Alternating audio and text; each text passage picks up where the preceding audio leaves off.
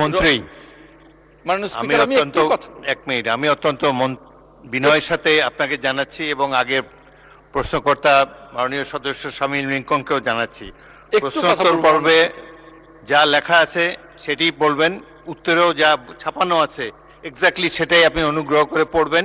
সংসদ সদস্য হিসেবে প্রথমবারের মতো এই সংসদে কথা বলছি।